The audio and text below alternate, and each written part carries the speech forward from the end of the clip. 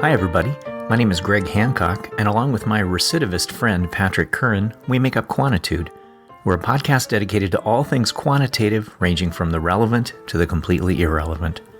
In today's episode, we fulfill a legal obligation to interview the unnecessarily ubiquitous Dr. Dan McNeish of Arizona State University about why you probably don't need to use multilevel modeling even when you have multilevel data.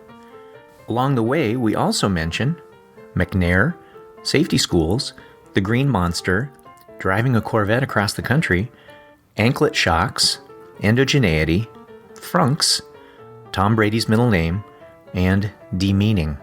We hope you enjoy today's episode. Madam Foreperson, have you reached a verdict? You're goddamn right we have. What find you with regard to the first charge? Namely that Quantitude intentionally and with malice both failed to appreciate and willfully chose not to discuss a thoughtful and insightful contribution to the future of teaching episode made by the plaintiff, Dr. Daniel McNeish, also known to the court as Knuckles. Oh, wicked guilty, Your Honor. Forthwith, in contrition for your willful ignoring Dr. McNeish's submitted audio comments on teaching, you shall dedicate an entire episode of your so-called podcast to personally interviewing him about any of what I'm sure are brilliant papers.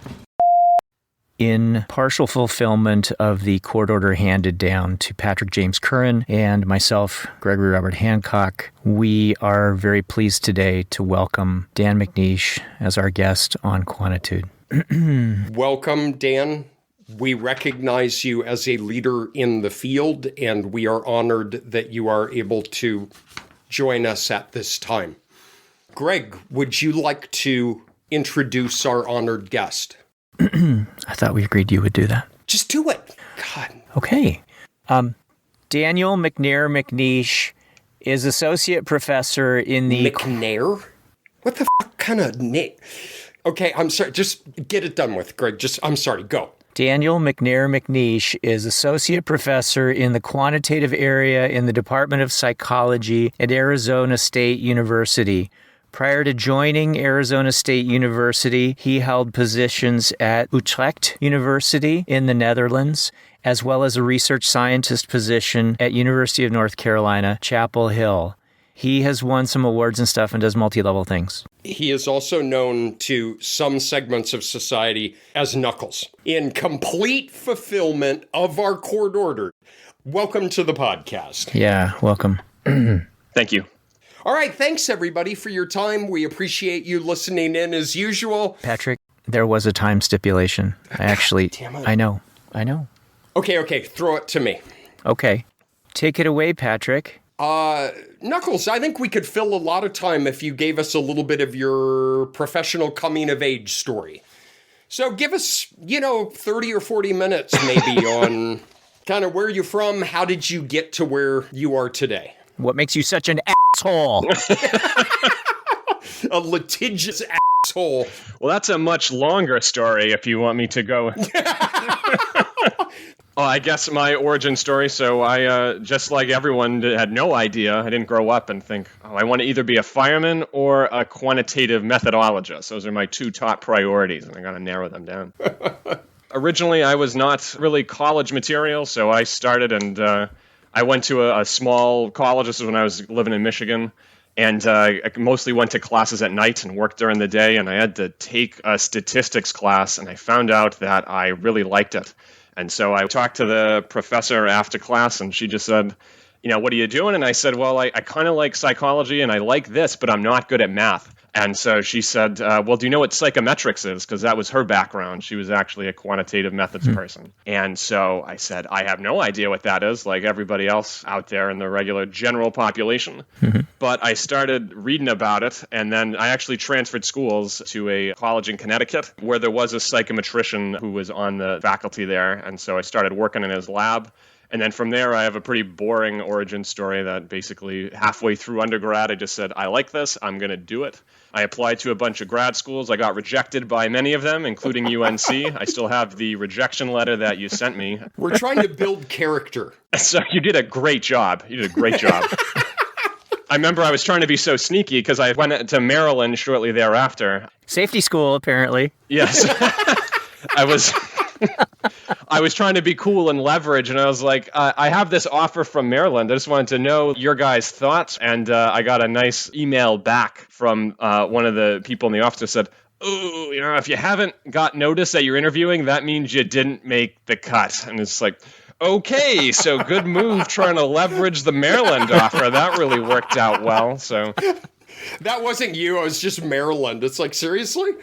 If they let you in, then we really are not interested in you. No part of it. No part of it.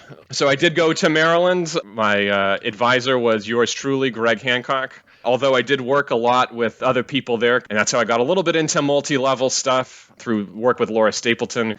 And then from there, as Greg said, I got my first job in the Netherlands, came back to work at UNC. They accepted you this time? Yes, so the previous rejection was not an issue. We did not have to reconcile that. We actually groveled to get him back. I remember groveling. I made promises to you, Knuckles, that I had no intention of keeping. And so that was, I guess, partially a research scientist position, partially a postdoc. You can correct me if I'm wrong, but I think I'm the singular person who is a advisee of one member of Quantitude for my PhD and a postdoc mentee of the other host of Quantitude. So not only do I listen, I also have lived the podcast for most of my academic training. And on behalf of Quantitude, we apologize for that. And lawsuits ensue. So you can see how that typically follows from there. So then after UNC, I got a tenure track job at Arizona State. I'd never been west of the Mississippi River, so that was a hoot. I like that there's no snow and that people are nice and not like the embodiment of a cranberry like New England where I'm from. And people like say hi. I remember when someone said, "Have a nice day at the store." And it was like, why should I? Why don't you make me? Like, I'll have whatever kind of day I want. Like, this is not, you don't have to. You're not the boss of me! You are not in charge. Yeah, okay? So then I've been here since 2017. Now I can't go back. I went back and it was cold and I was like, no, I'm not doing that anymore. And so pretty much settled in and just doing quant stuff. When you're not doing quant stuff, is there one fun, non-academic thing that you do outside of your day job? Of course not. You know me. You don't know. Like, why would you ask that? What about your car? The only impact I had on your entire professional trajectory is that you were going to ship your car to Phoenix and fly, and I told you to drive. That was a great decision. When I look at your career trajectory and your CV, that was my most significant contribution to your development was, oh, for the love of God, you've got to drive a Corvette across the country. Yeah, I hit a speed record, though, so I don't know if I should admit that publicly. So Patrick did mentor you well, then. All right, if you two are done with Compensation Club, can we continue? What was that? Dan doesn't know this, but we have a new feature on only this episode of Quantitude, and that is fun Boston and Massachusetts trivia. Oh, great. All right. Are you ready? So you left out of your trajectory that you are born and bred Bostonian. Well, it depends on how granular you want to get, because I know everyone thinks that. I'm from a little bit further west in Massachusetts. So are you in the 24-letter alphabet or the 23-letter alphabet? Where... Like, give or take. Yeah, we still haven't ratified the letter R, so we don't really need that. All right, so 25 letters, give or take. All right, go for it, Greg. I like this new feature. All right. Let's see. Should we start easy? How tall is the green monster? God, I don't... Is it 58 feet? Wow, this is going to be a long episode, Patrick. I don't know. Why would that... How tall is it, please? It is 37 feet, 2 inches. 37 feet, okay. So for those of you who don't know, especially our international audience, the Green Monster is the wall in the back left field of Fenway Park, where the Boston Red Sox play. And in order to hit a home run over left field, you got to get it up over a wall that is not 58 feet high. 37. 37 feet, 2 inches. All right. So, Patrick, do you want to tell Dan what sparked us, other than the court order, what sparked us to invite him to join us today? It stemmed from a gag that you did, Greg, during the holiday episode. I don't know if you remember, because many of these came organically and were vented in a very highly emotionally charged setting.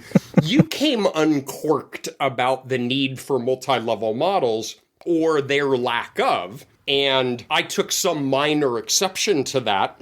To remind listeners, here was Greg's views on this topic. All right. A need for multi-level models. Well, that's funny, because there usually isn't. We teach entire courses in multi-level model. When people say, oh, I've got to do an HLM, you know what? You probably don't.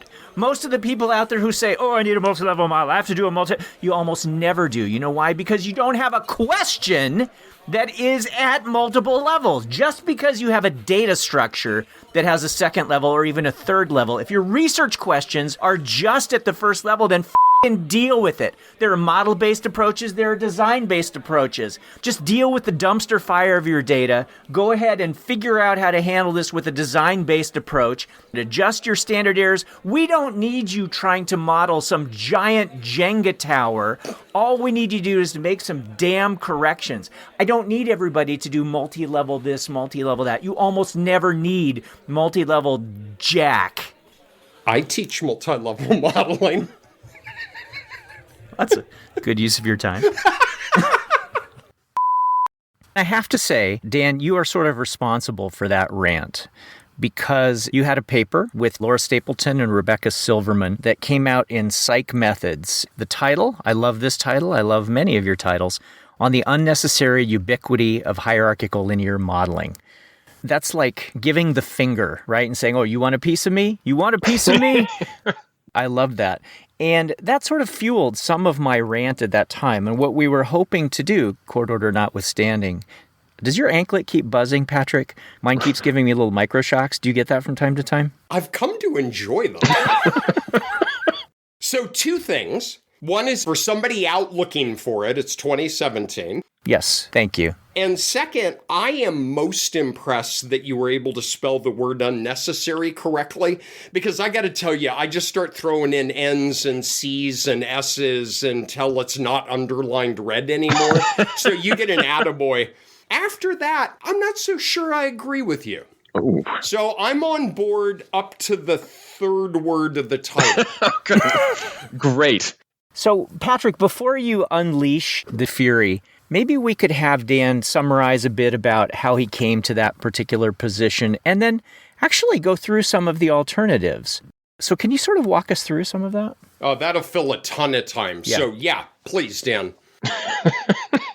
Sure. So just like most people who are in a quantitative field who do stuff in like psych or education, there's normally a course called multi-level modeling, but really I think what it should be called is clustered data. So right when you walk in the door, you think that multi-level modeling is the thing that you use to address this type of question when you have some independence assumption violation. So, a lot of the standard models that you learn in beginning classes focus on that one of the assumptions is that the observations are independent. So if any 2 people in your data don't have any relation between each other, but of course in the fields we tend to work in, that's not true. So if you do any data collection in schools, any 2 kids that are in the same class, you're not getting completely unique information from each kid. You're getting some dependency between things that they share the same teacher, they go to the same school, they probably live in the same neighborhood. So the more people you get, you're not getting perfectly unique information. So there's some overlap between the information that each person is providing you. And so you violate that assumption, you have to do something with it.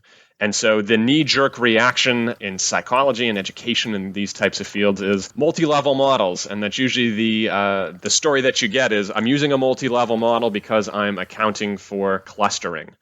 And I think that that's kind of the go-to soundbite to try to convince someone why you need to use this. But I don't necessarily think that is the right answer. It seems like that's the byproduct of using a multi-level model, but it's not the focus. And so I was fortunate enough to have Laura Stapleton teach the multi-level class when I was at Maryland, because her background is in economics. And so if you ask an economist about random effects models for clustered data, they'll look at you like you just murdered somebody and say, why would you ever use random effects? Because there's all these assumptions you have to make. Have you ever heard of endogeneity? Like, come on. And if you ask a person in psychology what endogeneity means, they'll probably stare at you and go, what are you talking about? Like, I'm not sick. I don't have endogeneity.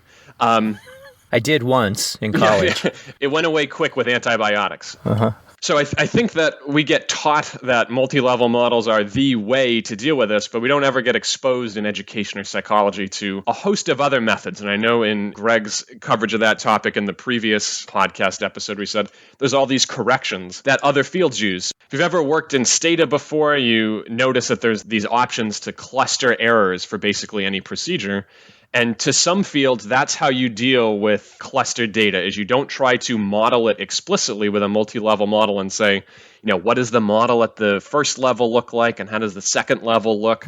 If I split the levels apart, then I got to assume that things don't correlate across the levels, particularly the error terms at each level are unrelated, and that I include all the relevant variables at each level. Now I have multiple assumptions at multiple levels about, the random effects can't be correlated with the outcome. They can't be correlated with the predictors at the same levels or at different levels.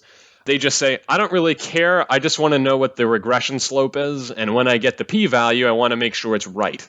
And so the standard errors are just a function of how you chop up the variance. And there's formulas that work for that. And in education and psych, I think we oftentimes try to use multi-level models. It's basically the most complicated way possible to chop up that variance into the right pieces. And the analogy that I've used before is that multi-level models are big and they're powerful. They're kind of like a Ferrari, but you're not going to take a Ferrari to the grocery store. They can do a lot of things, but if you have a simple task, they become very difficult to work with in some cases. If you try to put groceries in the trunk or the frunk, if you have a rear engine Ferrari, it's hard to fit them in. Like, you can only get two things, and if you hit a pothole, it's going to cost you $10,000 to fix the rim on the car. And I think multi-level models are similar, that if you have a research question about, I want to know why certain coefficients vary over particular groups, that is fantastic. And you should absolutely use multi-level models and pay the taxes for the assumptions that you have to make. I don't think a lot of people are using them to address those questions. I know in the paper you referenced, there's a short review of what people report, and it's something like half the studies don't even report those variances of those coefficients. So it makes me think, if people aren't even reporting the whole essence of the model, that you're jumping through all these hoops to get these coefficients that are randomly varying, to say, how does X affect Y in school 1 or in school 2?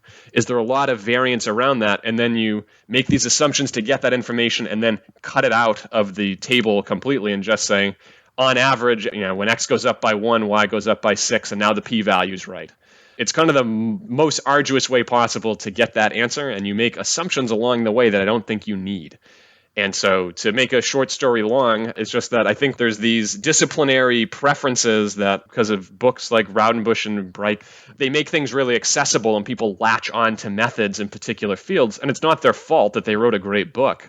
But then 20 years later, that's the only thing we use, and we don't really realize that economists are operating and using this other thing. There's fixed effects models, which is a whole nother thing. And there's another paper I wrote in 2019 that is basically the same as the one you mentioned, but instead of comparing clustered errors to multi-level models, it's fixed effects to multi-level models, and say, there's other ways. How do those things compare to each other? Who uses these things? And there's all sorts of ways that you can account for clustering, and we kind of have our blinders on. I know that sometimes that paper gets me flack for saying never use multi-level models, and I don't want that to be the take-home message. It's just, why are you using this? If it's just because you want to account for clustering, that's not what a multi-level model is for. It's to model heterogeneity in your coefficients across some group or clustering variable. If you just want to account for the clustering in your standard errors to get correct p-values, you can correct that out. You can use fixed effects to just explain away the clustering entirely. There's other things you can do that are usually kind of the easy button To go back to your topic on previous episodes of teaching and how we teach quantitative methods, I think it gets people off on the wrong foot when they walk into a class and they see, I have clustered data, I need to use this complicated thing, and what's a random effect, and what's the difference at different levels, when we could just be telling people, the easiest thing you can do is just correct it out. And it's not perfect, but it gets you 95% of the way there for a lot of the questions that you might want to ask. And you don't need multi-level structural equation models. You fit the model you want and then correct the errors out if you need to. Mm-hmm. If you have a more complicated question, then we can move into that. But treating it as the default seems like it makes things look more complicated than they need to be. In fairness to you, which I'm actually disinclined to offer, but in fairness to you, I don't think your message in the paper was that you don't need to ever use multi-level models. It's just that under so many circumstances, it's overkill, right? Absolutely, yeah. And I think the title, I made it stupid so people would read it. It's more of a marketing technique. And also, I learned all those words for the GRE, and I'm going to use them, damn it. So there's other papers that say this, but the title is always a little bit obscure, I think, to people who don't know the differences. Let me just be a little in your face. And in your face and demanding people's attention is sort of the way your people are. Isn't that correct? So that's exactly correct. You are right. Oh, hey. What a perfect timing. You got one?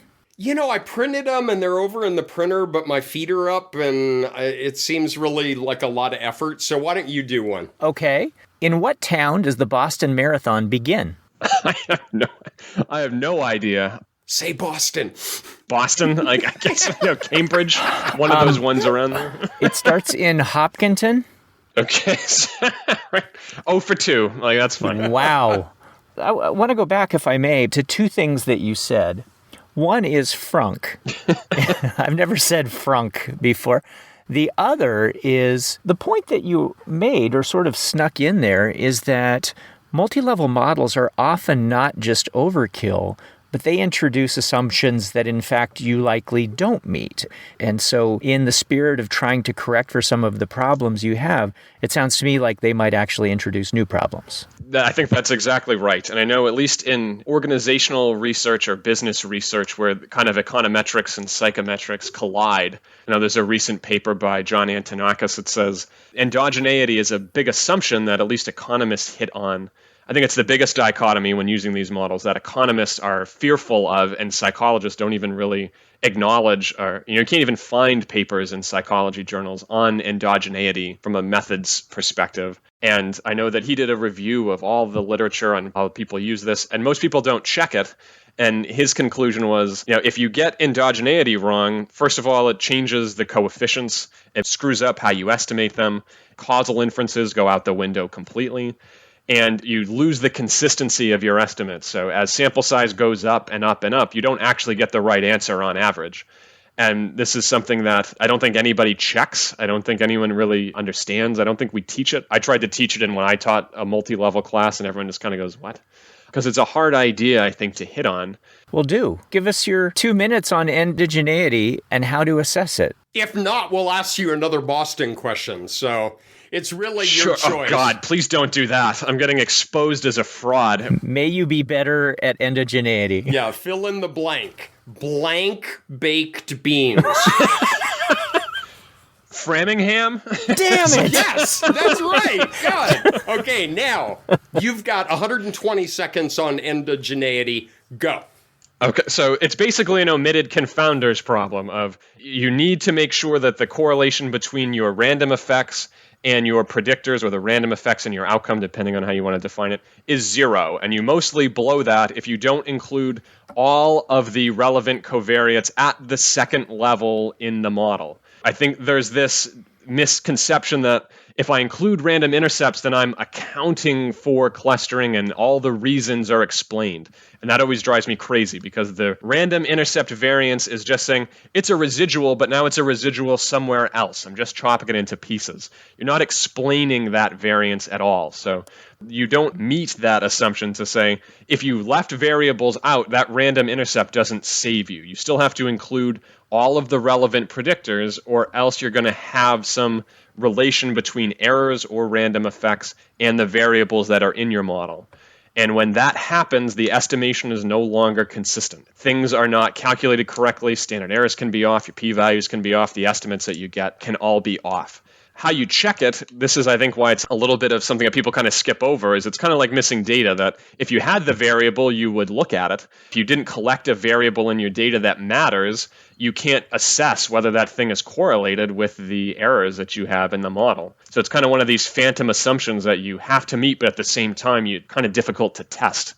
And so this is why I think economists are fearful of this, because they kind of assume that they don't have every single variable that could matter to get this correlation to be down to zero, where in psych, we're just like, whatever, it's fine. And maybe that's okay. I don't know which one is right, but that's where this dichotomy kind of splits, that one group says, I definitely don't have this, and the other one says, I can't test it, so I'm not test it very easily at least, so I'm just going to kind of wing it and hope that it's fine. What do you think, Patrick? How was that? I think that filled 2/40 of our mandated time, so I really like that answer. Yeah, I mean, I was being 90% facetious in teasing you about the title of the paper and my agreement with it. There's nothing you've said that I disagree with, not a single thing. Bauer and I wrote a paper a dozen years ago that proposed a path diagramming approach to multi-level models that exactly no one in the world uses. I have cited that multiple times just to... So outstanding. So you are 100% of the citations. So I appreciate that. But Dan and I thought, hey, we got a great idea. We'll take this diagramming framework and we will apply it to previously published papers to show how you could present all your fixed and your random effects in one setting. We could barely find any papers that presented the random effects in the way that you're describing. There would be fixed effects, there would be usual things, but I can echo your own challenge in trying to find that, as the vast majority don't. Now, I teach multi-level. I taught it for years, and we can get into this later if we want, is in many situations, I'll continue to defend that, just as you are. If you have a multi-level question, use a multi-level model. But even I, in lecture, will start downplaying the random effects when you start building your level 1 and level 2 models, because those become disturbances. And in unconditional models, if you're building an interclass correlation or in a growth model where you want a random effect on an intercept and a slope, we can wax poetic about class-to-class variability. But as soon as you start bringing predictors in, nobody cares, right? Because they start becoming disturbances, and you focus entirely on the fixed effect. So I completely agree with that. Is the things that we most brag about, often we don't even table in a paper. Yeah, it reminds me of a quote Bob Kudak said of how everyone loves to sing the praises that the model is cluster specific, but everyone just resorts to mean profile analysis in the end. So what's the point of going through all the hoops of, oh, look, I cut up the variability and now I have variance components here, and then the average effect is 1. And it's like, okay, great. Why did you jump through all those hoops to get me back to a single number when you could have just corrected everything out to say, here's the single number and the p-value is now right, and walked away? So maybe also you could expand a little, because we could easily get 5 or 10 minutes more out of this. And your paper is a work of beauty. I really, really like of going through in a very balanced way, very clear way, comparing, contrasting, and laying out the why. I like how you have the equations and you're showing what's happening. So we've got in a standard 2-group clustering, and you get cluster-corrected standard errors or sandwich estimators or Huber-White. I mean, there are a whole variety of these. Talk a little bit, though, because I was intrigued about moving then to the repeated measures in GEE, because I find GEE really cool. It's got this garage band element to it, of this level 1 working matrix that if you were left on a desert island and you had to build a level 1 residual matrix, this is kind of how you'd go about doing it. So tell us a little bit about how do you then generalize this to a repeated measure setting? And tell us what GEE stands for God's sake. Thanks, Patrick. Yeah. Good teaching there. So why don't you tell us about GEE a little bit on the way here? So GEE stands for Generalized Estimating Equation. So sometimes it's referred to as a model, but really it's an estimation technique. So we mentioned clustered errors, or all the different names or different varieties that you just mentioned, Huber-White or sandwich estimators. The other way to go about when you have dependent data is to model the dependence directly. Ordinary least squares will simplify things by assuming that your observations are independent. You can use something like generalized least squares, though, where you say, I have some other structure here that captures how my observations are dependent. And that's more of the route that generalized estimating equations will go, is it says, I don't necessarily have to correct this initially, but I need you to tell me how your repeated measures are correlated. I imagine that if you're getting the same data from the same person over and over, that their time 1 response is related to time 2 is related to time 3, and so on. And so those are not independent, but you need to tell me how they're dependent. The neat thing about GEE is that unlike generalized least squares, you don't have to be right about what that structure looks like. So you have, as you mentioned, you have this thing called a working structure, which is give me a guess about what your structure looks like. Is it autoregressive that time 1 and time 4 are less related than time 1 and time 2? Is it exchangeable that basically everything is correlated to the same degree? You pick a structure to start the GEE process, and then what it does is it uses your data as it goes through. So it will say, let's pretend that the thing you gave me, the working structure, is right. I'm going to estimate your coefficients, and then I'm going to get some errors, and I'll look at those errors, and I'll see what's left. Is there still relation beyond what you told me? And I'm going to use that error to go back and update the matrix that you gave me. That's this iterative process where you go through and say, update what the covariance is now, re-estimate things. Does this look like it's right? If not, go back and change things. And as you go through, at the end, typically, asymptotically, you get the right answer, even if you get the matrix wrong in the beginning. So it's a way to kind of say, I have dependence, I don't really know what it is, but help me figure out what the right answer is. And then that way, I don't have to use random effects. I don't have to make those assumptions. I just get what the relation between the repeated measures then is. And I use that to correct the standard errors and the p-values to make sure everything is right. But you got to pay the reaper, right? I love everything you just said. And this working matrix, again, it's like a DIY kind of thing. When you really work through it, it's something you could almost do by hand in calculating. I love that. But that moves you into the population average subject-specific kind of inferences. So fill some court-ordered time by telling us about that. Right. And so the other thing, the difference between what are called marginal approaches or population average and random effect or also subject-specific is that the interpretation can sometimes change depending on if random effects are in the model or not. It gets into a little bit of a complication about if you can integrate random effects out of the likelihood or not. I don't think I want to dive into that.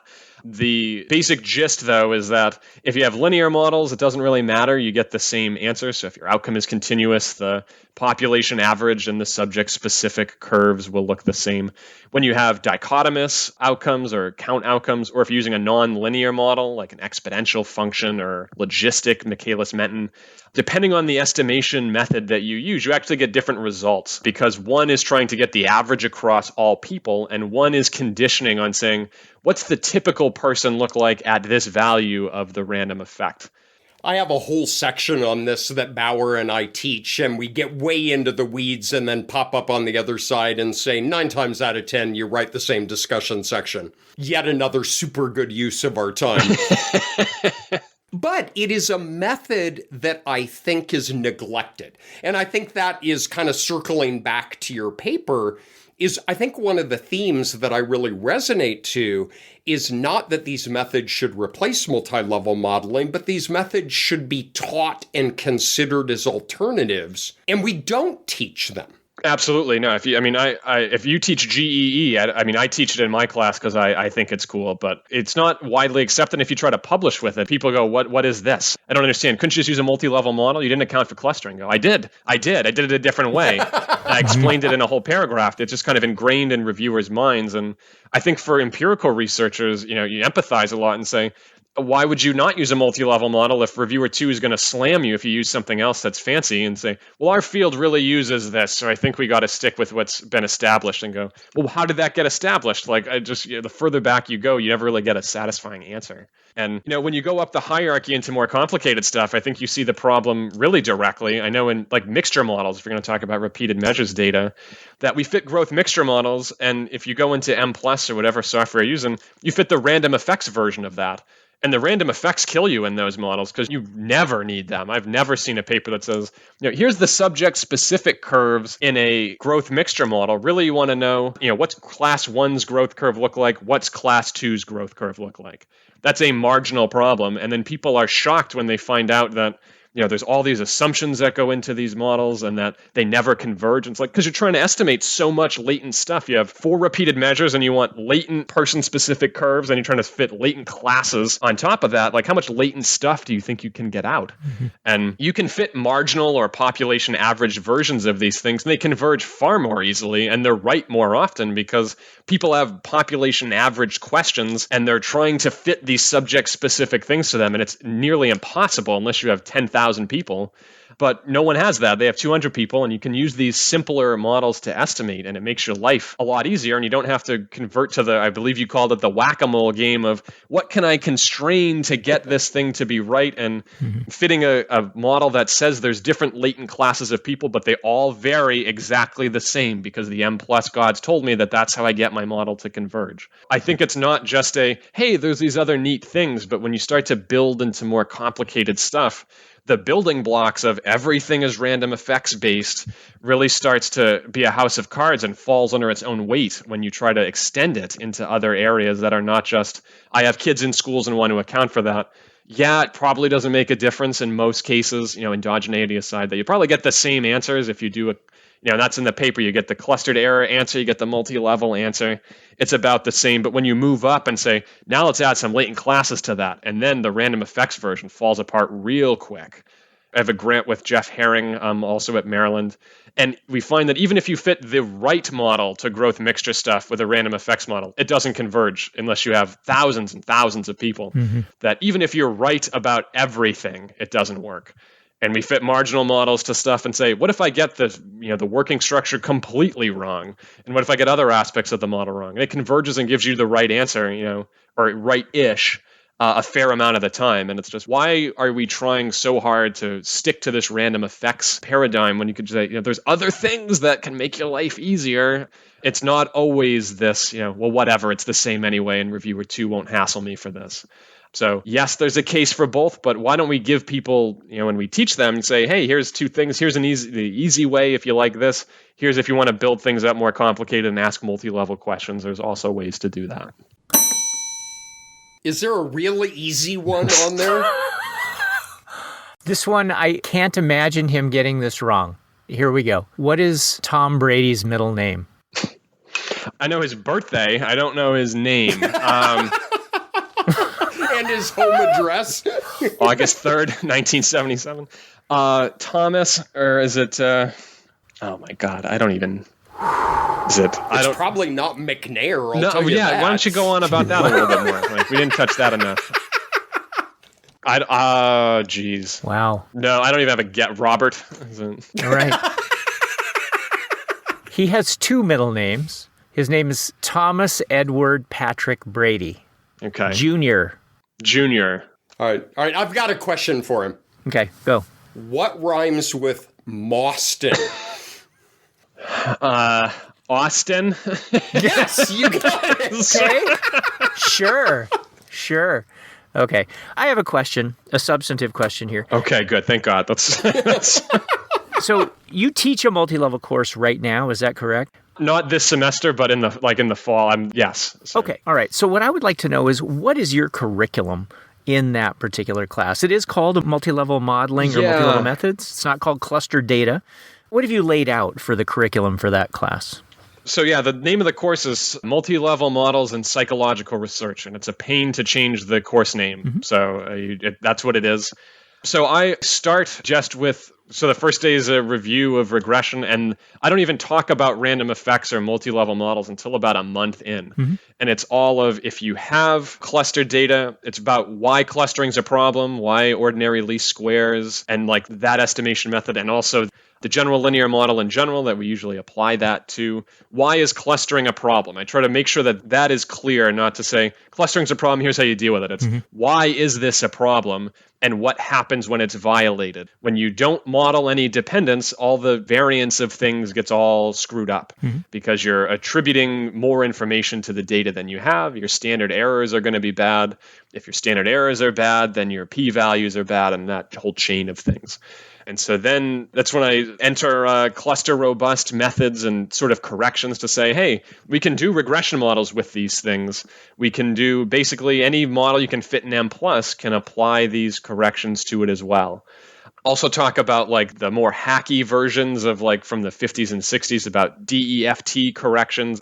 Figure out what the ICC is and then just multiply your standard errors by that number. And that comes out of that formula to say, here's the estimate for how much bigger the standard errors need to be. To really try to hone in on the fact that if you have dependent data and you don't have multi-level questions, the thing you need to zoom in on is, how do I get the standard errors to be right? Because that's where the issue is. It's all about inference that if you want the p-values to be right, you got to make sure the standard errors are right. And so to try to nail that idea that multi-level models does not mean accounting for clustering. Multi-level models means taking advantage of this data structure. It's not a nuisance. It's not a problem that's preventing me from getting right p-values. It's something that I can ask questions about and use to my advantage. It's to say, oh, great, I have clustered data. Now I can ask questions about how the context influences how people respond, or what are the individual differences in a growth model, and to use that model to really build questions and take advantage of things that a regular, non-clustered data set really doesn't have access to. So that's what your decision tree looks like, right? If you just want corrected p-values at level 1 for testing some things, then impose some sort of corrections, not hacky ones from the 50s, of course, but more modern kinds of corrections. But if you have contextual questions, if you have questions about what's going on at level 2, how level 2 stuff relates to level 1 stuff, or maybe level 2 questions altogether, then you make that right turn and you head over into multi-level land. Is that right? I think so. I think that's a much more articulate summary. All right. So then you spend about 3 days on multi-level models in your class? Partially, yeah. I mean, it's a lot of it is not the actual model itself. It's about what are the random effects and what are you trying to do with them. And I think that's the multi-level class comes before SEM at ASU. And so a lot of people don't have latent variables and random effects, don't have that vernacular already. So a lot of it is just building that up of what is a cluster-specific slope? Like, what does that mean? Like, I can't see that. My data, it's not a column in my data set that says, oh, school 14 has a slope of 12. Like, great, I'll just put that into the model. You're trying to use the data to get that latent piece of information to see, school 12 has a slope. I don't know what it is, and it's different from all the schools together. So let me see if I can figure out what that is. And then just to try to hit the point home that multi-level is kind of an adjective of other models. And I think that that's what makes I always think multi-level a little bit weird to teach, is anything becomes multi-level when your question is up a different level of the hierarchy about, now I have these things that are interacting across levels and what the school context affects the students and the disaggregating predictors into saying what's a trait and what's a state. I know that Curran and Bauer have that magical paper about, you really have to disaggregate things. I know that becomes a lot more prevalent in these intensive longitudinal models that are coming up. Really matters, what state and what part is trait, and I need to split that apart. And to try to talk a lot about centering, that centering doesn't just change the interpretation of the intercept, it's also a useful way to get information about those different levels and about what happens if I factor out the context to a degree when I cluster mean center, which is also a useful device for getting at that endogeneity problem that I ranted about a little bit ago, that people use in political science, for instance, where they say you have to cluster mean center, otherwise the endogeneity will ruin your life. And it's not just a choice of what does the intercept mean if I do this, or how do I get between versus within effects there. I love that you put that on the front end of your MLM class, because we have material on that. When I say we, Dan and I do this joint teaching, so we have the material But completely honestly, ours is a handful of slides. We talk about Huber-White, sandwich, cluster corrected, and then we talk about fixed effect approaches, which you alluded to in that you have a companion paper with this. That is kind of, I view it as a blunt force instrument where you just remove group to group differences and you're left with the within level effects and a properly specified model. I actually like fixed effect models a lot, but we go right to the assumption that you do have a multi-level question, that you have meaningful predictors at level 2. I spend a lot of time thinking about disaggregation of within and between group effects and within and between person effects. But you know what we do? We have an entire chapter of our notes dedicated to diagnostics. And we have had a futile 2-man effort to try to get the field to use good old school, almost Gauss-Markov OLS regression diagnostics to empirically evaluate some of the assumptions that you talk about in the paper. So you can get estimates of level 1 residuals. You can get estimates of level 2 random effects. You can take those and plot them and look for trends in residual plots, and you can look at individual contributions to likelihood and outliers and all of these things. So our response to the very things that you've been raising is don't wave your hand and say, yeah, it's fine. I'm sure the assumptions are fine. We have a lot of strategies that we can, to varying degrees, empirically evaluate the extent to which our model meets the assumptions that I kind of think of Gauss-Markov on steroids. Whatever's good within one level, you put it at another level, and you put them across levels. And those are pretty much the assumptions of the MLM as you describe in your paper. Right. Yeah, absolutely. And I think it's a trend in general that when we make models more complicated, we lose track of the foundations and principles of stuff that we preach in all the other classes. That it seems like, the more complicated a model gets, the less we talk about measurement and psychometrics. Go, if I fit this complicated network model, but I'll just do it to some scores, and then it'll be fine.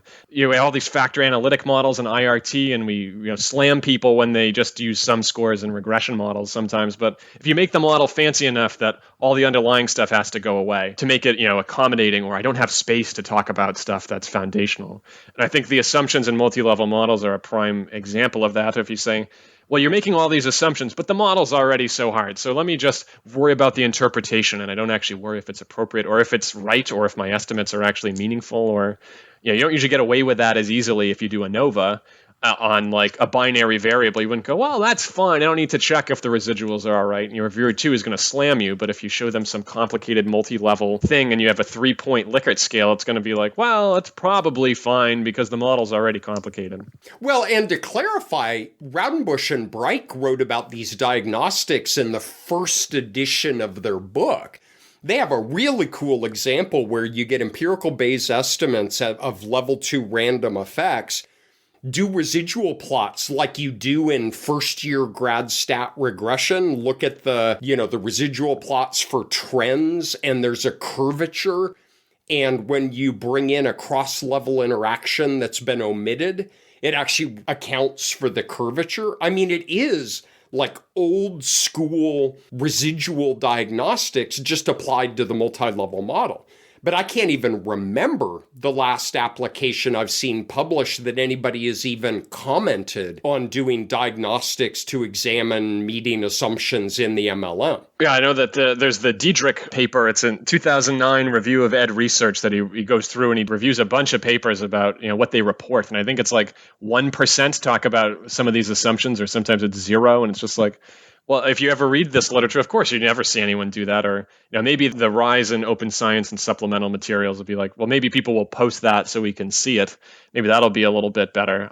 I just reviewed an update of that paper, and it seemed like nothing has changed. So the Diedrich paper did like 2000 to 2009 or something like that. And they took it from where he left off to current. And it seems like, nothing's really changing, that we can just keep yelling at people to do this. And it doesn't seem to be impacting practice very much. So I have a wrap-up kind of question. With all of the things that we've talked about and your experiences both in research and teaching, how does this affect how you plan a study? When you are going into a study, working maybe with a team? When you say planning, is it more about if you don't have any data and you're going to collect it, or is it more that someone comes to you with this data already and you need to help guide them through what you think the proper way to analyze it is? We're big advocates, actually, of not trying to do repair work on the back end, even though that seems to be like 80 to 90% of our job. But rather, if someone comes to you and says, I want to plan a study and I need you to help me lay these kinds of things out, things to think about, things to do, what kind of guidance would you give them? Yeah, first, from a more pragmatic standpoint, power analyses and multi-level models are horrible if you ever try to do it. And single-level models with corrections are easier to work with, I think. So if someone wants to get a better idea of how many of these people or how many things do I need to collect, it's a little bit easier to do that. If you ever try to do a multi-level simulation, there's way more guesswork involved to try to get things right. It's usually Monte Carlo based. There's some software that can help you, but it's a little bit limited in the kinds of things it can help you with.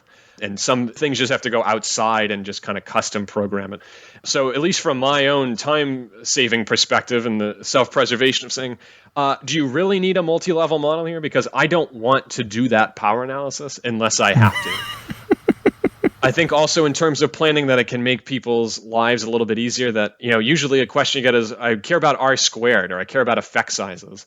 And if you're in a multi-level framework, effect size is depending on how you chop up the variance. If you're trying to define Cohen's D in a multi-level model or R squared in a multi-level model, you usually get 6 or 7 different options that you have to pick from. There's not a single one. In regular models with corrections, it's a little more clear. In terms of planning, though, I think a lot of times the clustered data is something that people are not able to avoid. When you're collecting the data, they kind of are what they are. You have kids in schools, great. If you have people in hospitals, that's great.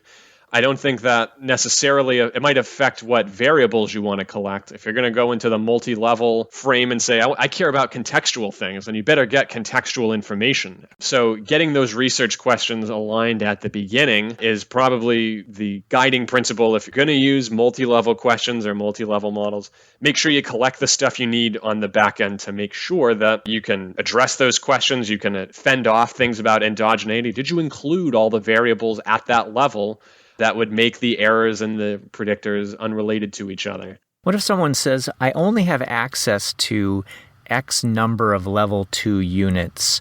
How does that inform your choice either to tell them to give up on it or not? Yeah, and so this is a big problem in an area that I usually work in.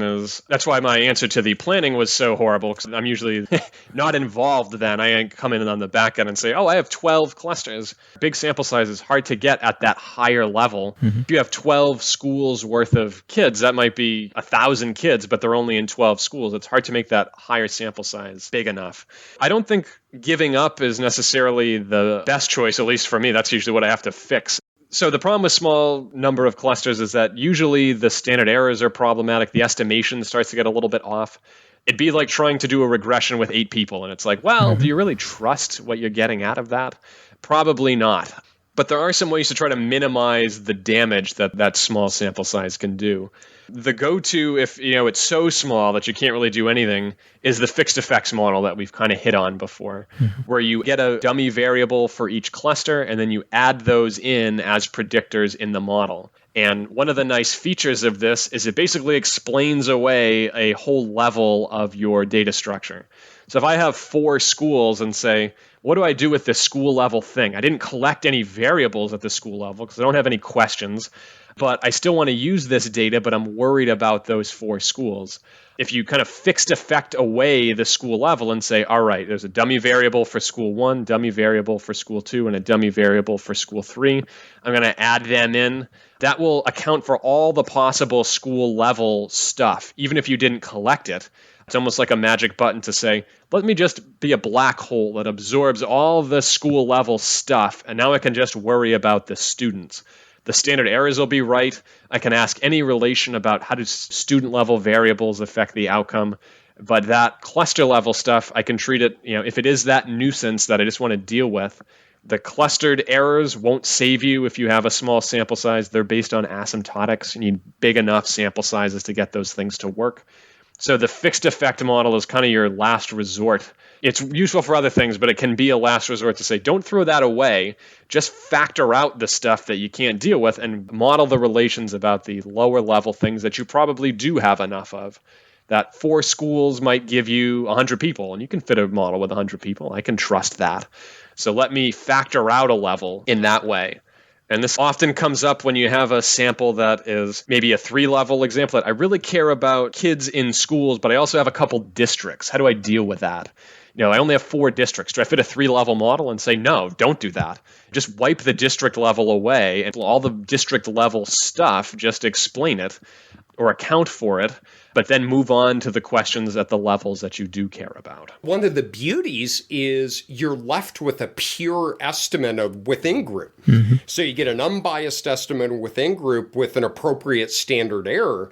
And I completely agree with you when you have nuisance 3, 4 grouping that you couldn't estimate a level 2 even if you wanted to. But that fixed effect approach even works if you have 20 or 30 groups. Right. If you have 30 groups, put in 29 dummy codes, and you get a pure estimate of the within group effect with a proper standard error. And it is almost magic. It's very cool. And from the multi-level perspective, it also removes that endogeneity assumption because you have all the variables at level 2. You don't have to worry about, did I get them all in? It's like I explained 100% of the level 2 variance. It's gone. Anything that's left over is just the within variance only. And so you can do this with dummy variables. You can do this with centering also. There's a way to get at this, usually called demeaning, often hyphenated to make sure that you're not, I'm demeaning my model. You're a horrible model. Like, do better. Get a higher R-squared. But and I know that Ellen Homaker and Bengt Muten have a paper that say there's these arguments in economics and related, adjacent areas about, do I use fixed effects or random effects? And they say that's really a centering approach, that by putting those dummy variables in, you're kind of centering in a way that you're subtracting out all of the school level stuff. It's a lot like a cluster mean centering approach in multi-level models. And so this is why I come back to centering as an issue that we kind of gloss over at the end of lectures when we teach it. But once you start to build those connections about there's all these other methods, here's the extension in a multi-level model that like you can center stuff, and that's trying to get at here's a pure within estimate, or if you have them, here's a pure between estimate. You're not conflating things across the levels in that way. Now, pulling in some other work you've done, are there Bayesian approaches to this same issue? Absolutely. And so Bayesian approaches, great with small samples. Priors can be a little... Oh, thank God. The timer went off. That's 45 minutes. All right, we are done. Oh, God, that was interminable. I thought that was never going to end. All right, so do you have the list from the judge? I think this is it. I think we've met all of the... Yep, we did the damn teaching thing. Oh, God.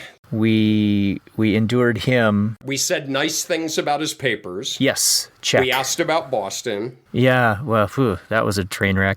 Okay, we didn't bring up that thing that we were not supposed to bring up. No, I know. It was close, right? It almost came up. I know, it almost came up twice. Oh, my God. Yeah. That would have been a whole back to court for that. All right, I think that, and we've just got 5 years of 1,000-yard circle. Yeah. And that's it. And then we're done. So 2026. What about the anklet? Oh, yeah. I know you like it. I kind of do. All right. I think we can wrap up here. So thanks, man. That is a huge relief. Thank you, everybody. We appreciate your time. All right. Thanks. Take care, everybody. Bye-bye.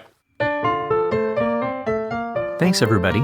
We welcome you to continue to squander your valuable time by listening to us on Apple Podcasts, Spotify, or wherever you entertain yourself while waiting to be retried on a technicality.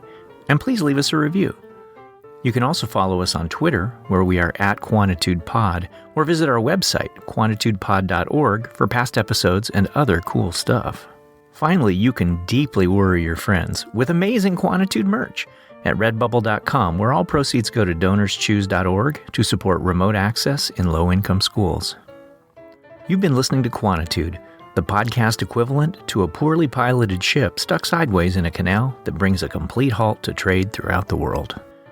Today's episode was sponsored by The Great Big Book of Boston Trivia, an invaluable resource to anyone claiming to be from the greater New England area, and by Acme House Arrest Monitoring Ankle Bracelets.